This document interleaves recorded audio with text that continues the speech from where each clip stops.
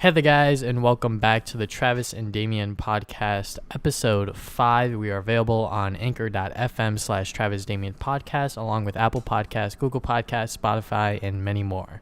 Today, we're just going to dive into the news and talk about our recent activities. So, first piece of news is that dance can't be copyrighted, government tells Carlton. So, this is a update around that whole Fortnite dance thing, and the government pretty much, or a supervisor or whatever, said the combination of these 3 dance steps is a simple routine that is not registerable as a choreographic work. Yeah, so I mean that's kind of what I thought was gonna happen anyway. Like, I don't know, I just feel like, I mean, you could copyright a dance if it's like a whole thing, right? Like if it's like but you can't just copyright like a simple like move, I guess, or like they say routine. So that's why I kind of knew like this wasn't gonna go through anyway, and it's probably why we haven't heard anything about these like copyright claims like at all after they were like issued in like December, because it just didn't go anywhere because you can't really do anything about it. So yeah, that basically like gives Epic like, okay, we could just like we could just do whatever because it doesn't really matter. It's not like they're doing like a whole dance like thing, like they're just doing like a simple little thing. So yeah, it's not elaborate. Yeah, and like, a lot of games like use these dances like TF2 and Destiny and probably League of Legends. Like they probably use like references to like other shows in their dance routines. So yeah, like that, just trying to sue Epic for it just seems like they just want the money because Fortnite was very popular. So yeah, I don't know. I knew it wasn't gonna lead to anything. So I'm happy that it got shut down, because that could be a really slippery slope to go to if that actually like turned out you could copyright that. So I'm glad it like fell through. Yeah, definitely, because it definitely would have been a very interesting situation Epic Games would have been in. Yeah, exactly. All right, so we got more bad news about the whole Marvel shows on Netflix. Jessica Jones and The Punisher are now canceled. But season 3 of Jessica Jones will still be airing, so that's good. So hopefully they like wrap it up. Maybe, I don't really know. Yeah. Hopefully they like wrote it in advance, like they kind of knew already. So hopefully it reflects that in the ending. But yeah, is that all the Marvel shows now? Are they all gone? Yes, they are all gone, unfortunately. Yeah. So there you go. I mean, we kind of all knew this was coming. Like when all of them were getting chopped up one by one, like it was a matter of time before the rest of them were just gone. So, I mean, I don't know how I feel about this. Like, I know a lot of the shows kind of went downhill after, like, the first or second season, I heard. Or, like, second season, I guess. But, I don't know. It's still a shame. Like, a lot of people like these shows, so. Yeah. I don't know how Punisher Season 2 ended, but I felt like it was good as, like, a standalone one season sort of thing. But I have been liking Season 2 a bit. I haven't watched it in a while, but yeah, it does suck that now we won't have Jon Bernthal as the Punisher, which honestly killed it as that character. As for Jessica Jones, season 2 is definitely subpar, so I have no idea on how they're gonna like bring it back to how good it was in season 1. But it might not even reach that point, just because I think no one really expected these shows, Daredevil and Jessica Jones respectively, to be so good, and that's why they are so good, because they're actually good shows. But yeah, hopefully they don't leave us on a cliffhanger for season 3, because I know Daredevil season 3 left us on a cliffhanger, but that was before I think they didn't know everything was gonna get canceled. So, but hopefully now it all wraps up. Exactly. Yeah. Again, it sucks, but we just gotta see what Disney does with like these IPs. I guess if they want to like do other shows like this, probably not. That's why they canceled them. Like they don't want like edgy. Well, not edgy, but like more adult shows, I guess. So. Yeah, but who knows? PS Vita production ends in Japan, so I think it's just step 1 of Sony trying to be like, yeah, the Vita's done. They pretty much forfeit to Nintendo as like the handheld gaming market, along with mobile devices. It's really hard to compete these days in like the mobile or like handheld space of gaming, I feel. Exactly. I mean, Nintendo always been pretty popular. I mean, obviously mobile is like a different league. Like that's like, everyone has a phone basically. But in terms of like gaming consoles, Nintendo has usually been ahead of Sony. Like even with the PSP, like I think more people had DSs than PSPs. So yeah, I mean, and it's sad when the Vita is like ending production in Japan, because that was probably the place where it was the most popular, was Japan. But I guess people have been moving on to the Switch now, because they love portable gaming over there in Japan, I guess. So yeah, there you go. The Vita is finally done. You know, I guess the Switch is taking this place. So yeah, I mean, it's pretty sad. My brother has a Vita, and like the really only thing he used it for was Persona 4, and that's it. There was like nothing else on that console besides like I think an Uncharted game that was alright, and like some other games that were okay, Yeah. but it wasn't a whole lot. They basically stopped supporting that thing after like 2 years. So To be honest, I've been like for the past, I would say like 3 months, I've been thinking about like buying a Vita and like doing a video on it, like buying Yeah. a Vita in 2019 and just, I don't know, having like a month's worth of experience on it, then like, you know, doing a video on it. So I'm probably still gonna do that, but you know, I think a lot of what the Vita failed on was the fact that it was so expensive from the start, along with like the memory cards and all this other thing. yeah, So I think really Sony like shot themselves in the foot in that regard. But I know why they did the whole memory card thing was to prevent from like, you know, like the ROMs and all this other, you know, nonsense that was going on with the PSP. They didn't want that to happen again. at that point the PSP was just a really good emulation machine. Yeah. I guess it didn't want that, but that was probably like one of the biggest points to the PSP was that it could do that. But I don't know. I feel like if they just kept supporting it, it probably could have done better. But I feel like Sony just gave up on it like really fast, so they just stopped. Yeah. That was when the 3DS was really starting to get good, because the 3DS when it first launched wasn't that great. But after like 2013, like it started getting really good. So the Vita just kind of fell on the wayside there. So yeah, it's sad, but like it's an interesting console. But it just didn't get enough support, and it's just dead now. So Unfortunately. all right, so even more sad news. Reggie has retired from being the president of Nintendo of America, and now Doug Bowser is going to replace him. You know, that all right, first off, that's an amazing name. Like, if your name is Bowser, you know, you were born for this. But it is sad to see Reggie go. You know, he seemed like there's no, like, bad blood or anything. Like, you know, he just left because, you know, he's ready to, like, retire and, like, do other things, I guess. Mm-hmm. So, yeah, I mean, I'm happy that he's leaving all healthy and stuff like that and happy. But it's still sad to see him go. You know, he is a pretty big face for Nintendo, and now he's gone. So, yeah, that kind of sucks. We won't see him at E3 or anything like that. Yeah. I'm just curious if like he'll keep like this social media persona going, or he'll just like go ghost and just like do his own thing. I'm guessing he's probably gonna go ghost, probably.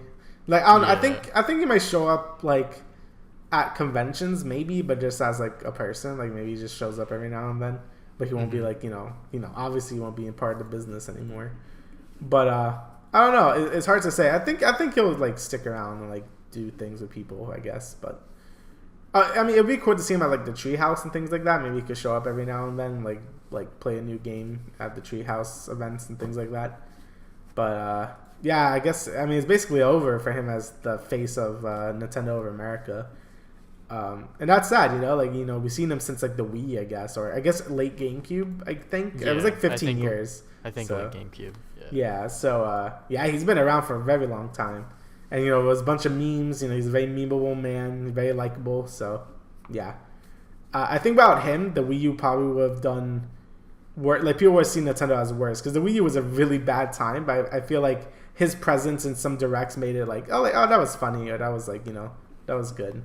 Like the 2015 Direct would have been really bad if he wasn't. Like they didn't do like the whole puppet skit, I guess. Like because it was a pretty bad Direct with like no games, but like I don't know, they made it funny. So yeah, it's gonna be sad to see him leave. Yeah, he's definitely like been the face of Nintendo for a while. So it is definitely gonna be hard for some people to move on.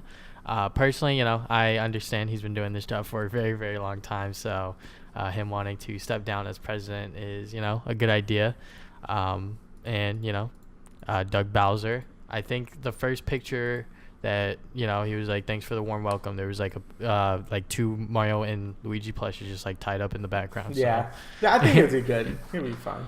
Yeah, I think everyone at Nintendo has some sort of sense of humor, and that carries on from Reggie. So very, very nice to, unfortunate that, he is moving on, but I'm glad that hopefully Doug Bowser does a good job as president, if not better than Reggie. Yeah, I mean, me too. I'm just excited to see what he could bring for E3, because I guess that's going to be his first big appearance. So.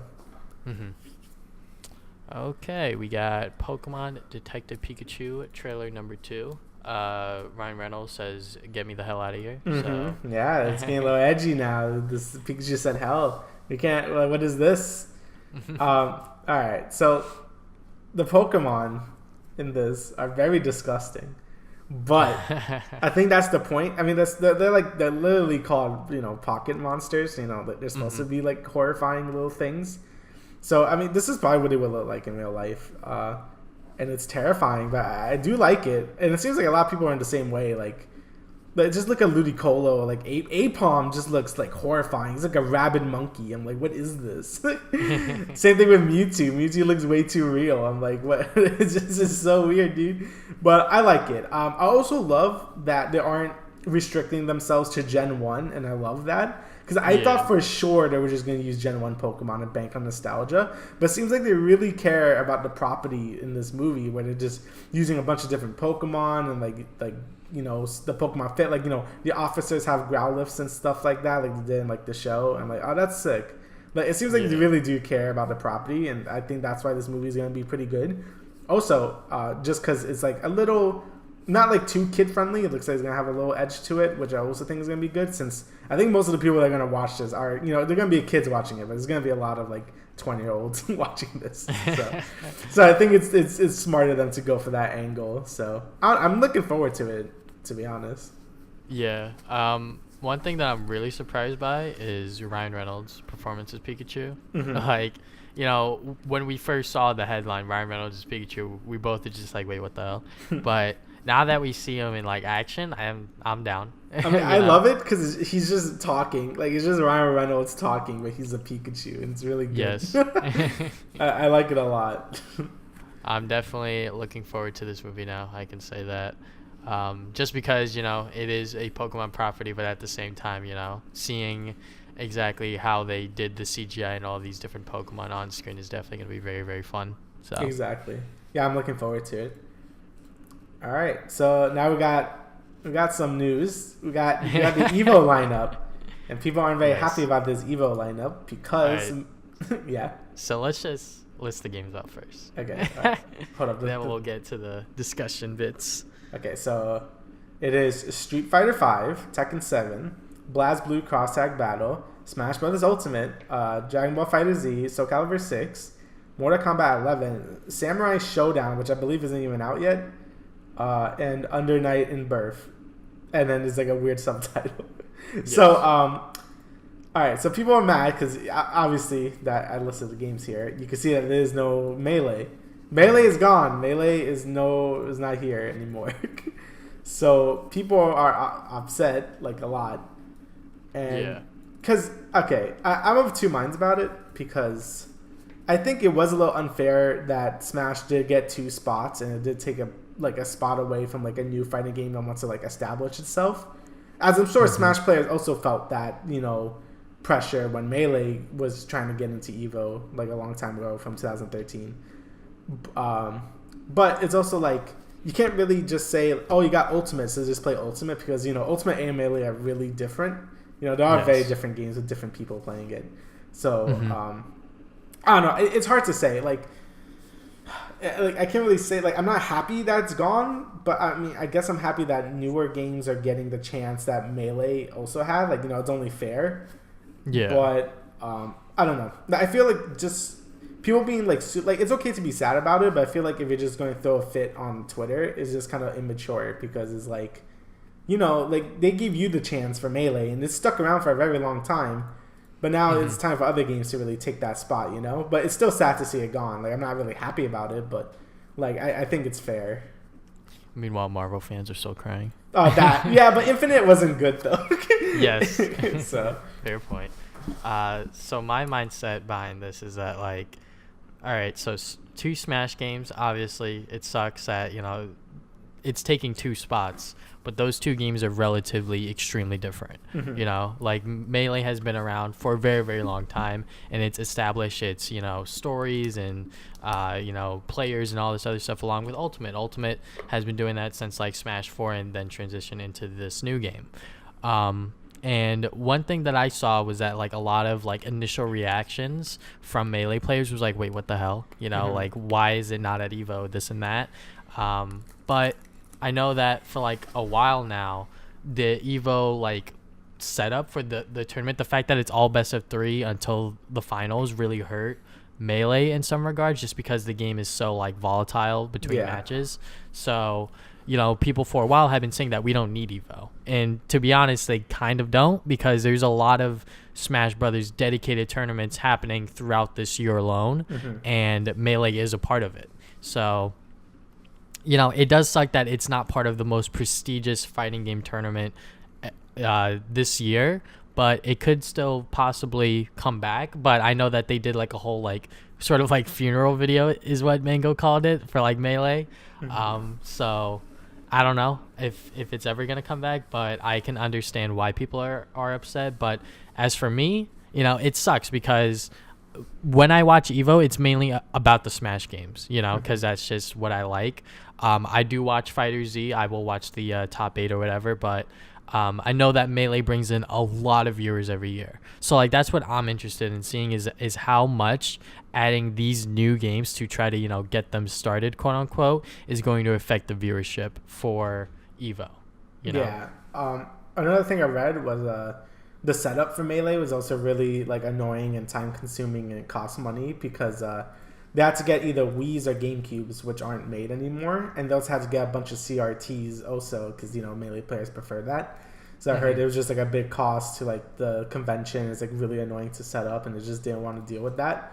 So I guess they like kind of like took in the cost of like losing that viewership and like for the cost of setting up the Melee tournament, I guess. That's what I've been reading too, and it makes sense because like, you know, Melee is it's a game from like a few generations ago where you're using CRTs and GameCubes and Wii's. So I can understand how that could be really annoying to really set up. And we already know that the Mr. Wizard or whatever his name is, the guy who, you know, makes EVO, who sets it up, doesn't really like Smash in general. So it kind of makes sense why he has the bias of like getting one out there already. So yeah, I'm not that happy either because I also basically only watch the Smash tournaments. You know, I watch the Melee and the Ultimate one. I'll probably watch Dragon Ball Fighter Z, and probably Soul Calibur because I actually really like Soul Calibur 6. But yeah, I don't know. Like I feel like people shouldn't be too mad about it though, because again, like people were saying, we don't really need EVO in terms of like Melee, because Melee is already established and like people are gonna watch the other big majors about it anyway. So I feel like losing EVO kind of hurts, but it shouldn't really hurt too much. And I don't think Melee is dead either. Like, still gonna stick around forever. So I feel like people are like, you know, getting too doom and gloom about it. Like it'll be fine. But yeah, I can understand how people wouldn't like it though. Yeah, definitely. It's definitely a very wishy-washy situation, I would say.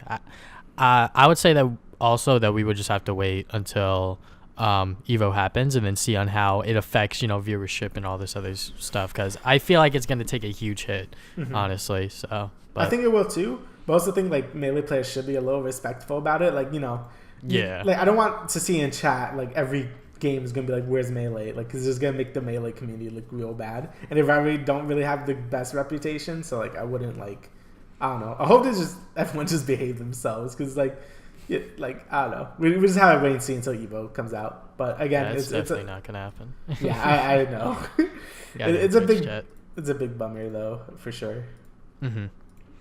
And then last but not least, we got the Pokemon Direct. That was a 7-minute Direct, and those 7 minutes went by pretty fast because they literally just announced Pokemon Sword and Pokemon Shield, the newest in the series, along with the starters. So I know you got some things to say, Damon, so I'll let you go. Yeah, so I mean, I watched the trailer and I watched the like starter trailer or whatever. I didn't actually watch the like Direct because I didn't know where to see it, and I was in school at the time. But I did, you know, see the main trailer, which is the only thing that really matters. So I mean, I went into this not really having too high of expectations that Game Freak would even try anything new. I'm like, okay, it's probably going to be the same exact thing. I'm not going to try to be that disappointed because I already know that it's going to just be like Sun and Moon, but on a console. And that's basically what it is. But I still can't help but be disappointed because I'm like, if there was any time to really change up the formula and like make it like more open worldy and like stuff like that, not so restrictive, you could do that. This is your time since this is your first really big major core Pokemon game on a console. And it didn't do it. It's basically the same exact thing. It's Sun and Moon, fixed camera angles basically. The towns are bigger, I guess, but like you still got random encounters and linear routes, and it's the same exact thing. And I don't know, it's like X and Y was sort of the point where I was just like, man, this is like just the same. Sun and Moon did a really good job, I feel, of it, while it was the same exact formula, like trials are basically gyms or whatever.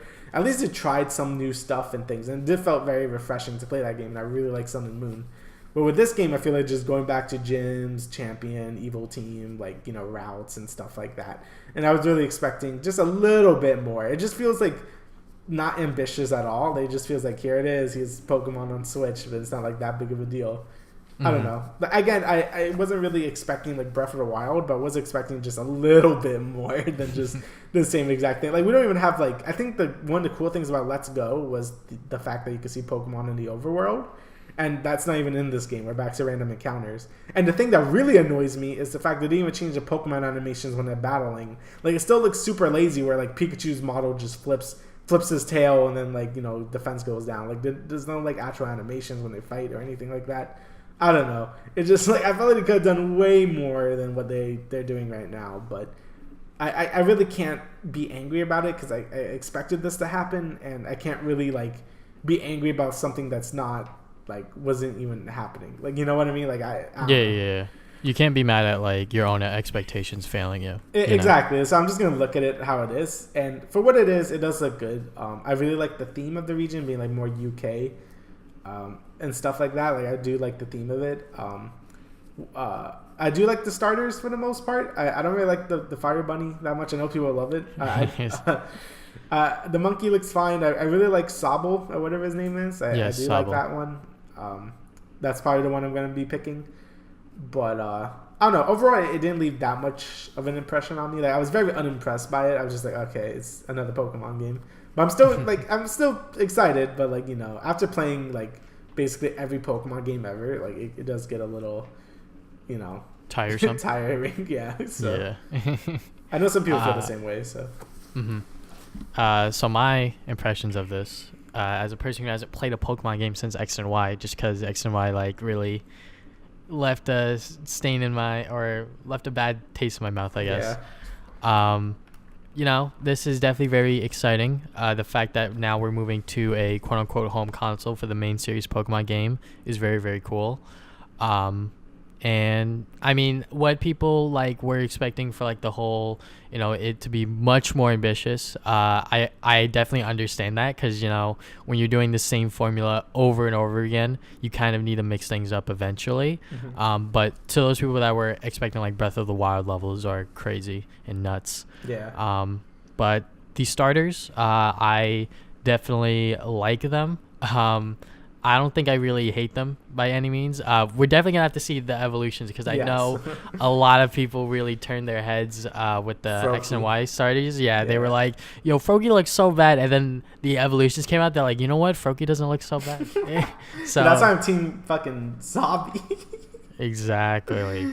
So, but yeah, I literally just have to go and wait until the game comes out, and hopefully I'll play it and see exactly how I like it because, it's been a while since I've dived into Pokemon, and I think this is my time to return. So very exciting. A lot of people are having that because the Switch is like super popular. So I feel like a lot more people are going to jump onto this. And it's like a lot of Pokemon hype again because of, Pokemon Let's Go, the movie, and all this. So, that's good. And I know at the end of Direct, I didn't watch it, but apparently the dude directing the game is like, we want to try new stuff with this. So I'm like, hopefully that means what it means, like just new stuff in general, but we got to wait and see. So, right now we just got to wait. They're going to drip feed information like they do with every Pokemon hype cycle, which is just like, here's a new Pokemon and here's like a gym leader or whatever. So we just got to wait and see for that. But overall, I'm decently hyped. Not that much. All right. So now let's dive into recent activities. I'll start first because you had that long rant. Yeah, sorry. Nah, it's alright, man. Passionate about Pokemon. Makes sense. We got League of Legends. So last time I talked, I was like D4. I climbed all the way to like D1, 100 LP, and I was one game away from Masters, and then I dropped down back to no. I get back up, don't worry about it. I dropped back down to D2, and then like I took like a break. I like read some comics and like I actually like reset my mental, and then later that night I like won 5 games in a row to get back into D1. So I was like, all right, that's nice. Going back to bed. And yesterday it was like all like back and forth and shit. A lot of like the problems with rank isn't the ranking positions. It mainly has to do with them messing up the MMR in the beginning of the season. So like I mentioned last episode, gaining 30 then losing like 13 or something. That was happening with a lot of like D50 LP players last season. And now some of those players that are even lower like Plat are like sitting up in like Challenger Master tier, and like now they're facing the repercussions of just dropping like a rock. Right. And like I'm having to play with some of those players that were not doing so hot last season, and it really affects my game and also the enemy team's game, because they don't get as much of a challenge in terms of climbing. So some of them could be still sitting at the same level they were last season, but they're sitting at a much higher ranking. Now for me personally, I believe I am a much more consistent player, but obviously I don't necessarily 100% know that, because of really messing up the MMR in the beginning of the season. So, everyone's saying reset rank, do this, do that. I definitely agree with that, just because I feel like this first like split of the rank season is feeling really like everywhere, in my opinion. So I have no idea exactly what they're going to do, but right now I'm kind of just spamming Thresh. I used to hate Relic Shield, but now I understand why Relic Shield's, better, because, he's a little bit more tanky, this and that. But, positional rank isn't necessarily the issue. It's mainly Riot messing up the MMR in the beginning of the season, I feel. But maybe someone will tell me wrong or whatever. But there's that. I played more Resident Evil 2 off stream. I am really bad at managing bullets and managing in general. So like where I ended off, I'm literally sitting at like 3 HP and like a couple bullets.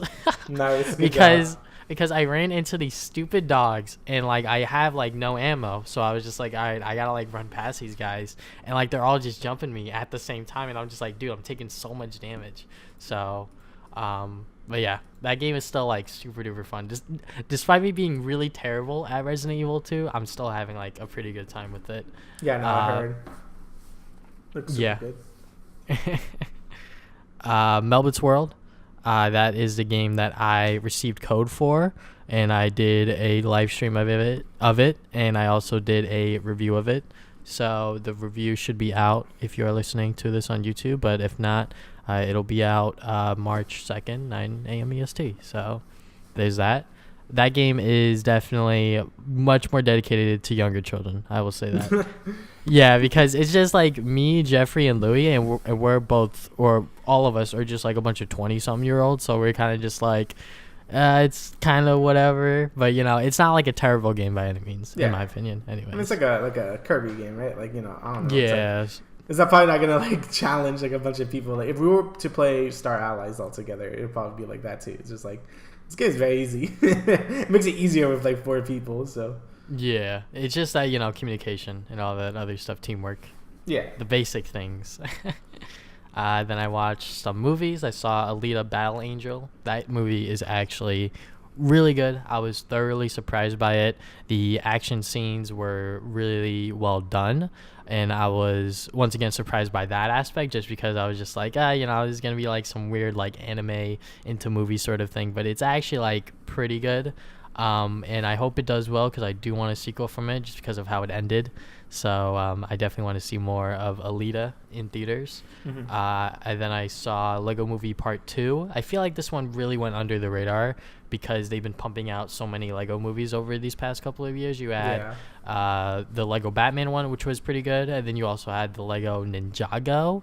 So now with this whole like generic like Lego Movie Part 2, how do you one up what you just did with the IPs, you know? So I believe it's underperforming right now, which really sucks because it is like a pretty good movie. It's not as good as the first one, I would say, but it's still like a enjoyable movie to watch, and I really enjoyed it.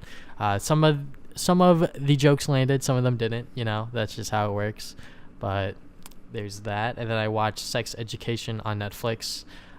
Definitely watch this if you're 18 plus. Please don't watch this if you're younger than that, because there will be genital parts and things of that nature. That's how they learn. Oh God. But you know, if you think you can handle it, you can handle it, but I'm not telling you that you should watch it. Recommendation 18 plus, please. I don't want parents emailing me or something stupid, but Sex Education is definitely a very good show on Netflix. Highly recommended to those that are age appropriate.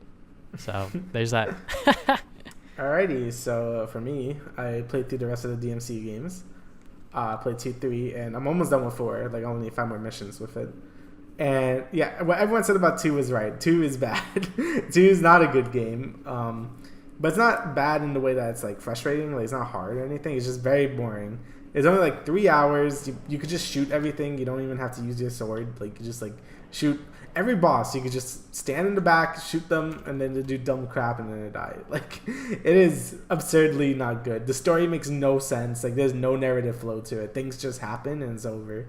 There's not even credits when you beat the game. It's hilarious. Like, it's just like no one wanted anything to do with that game. It's pretty good.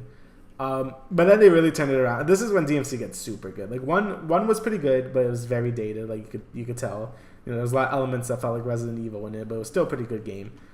2 was bad, and 3 and 4 are like amazing. I love them a lot, and this is really where the series gets like their identity.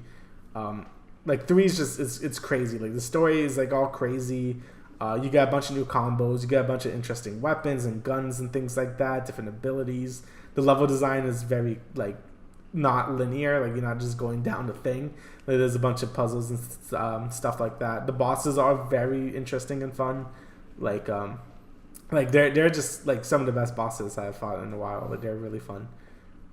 Basically like everything I wanted from like sort of these like character action games are in this one, and it's just great. I love DMC 3.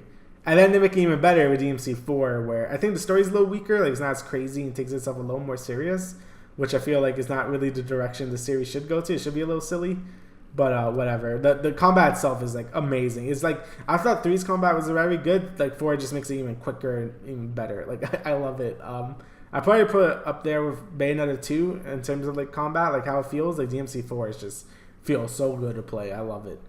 Again, I think the level design is a little weaker in this one. I heard DMC 4 was rushed, so it doesn't have as much polish as 3. Like, it definitely does not have the same amount of bosses. It maybe has like, it repeats like 3 of them, and there's only like maybe like an additional like 3 more. So there's only like really 6 bosses, while DMC 3 had like a bunch. And the level design is pretty bland. Like, it's kind of, you just go down some corridors and like do a puzzle here and there. But the combat it's so good. I love it.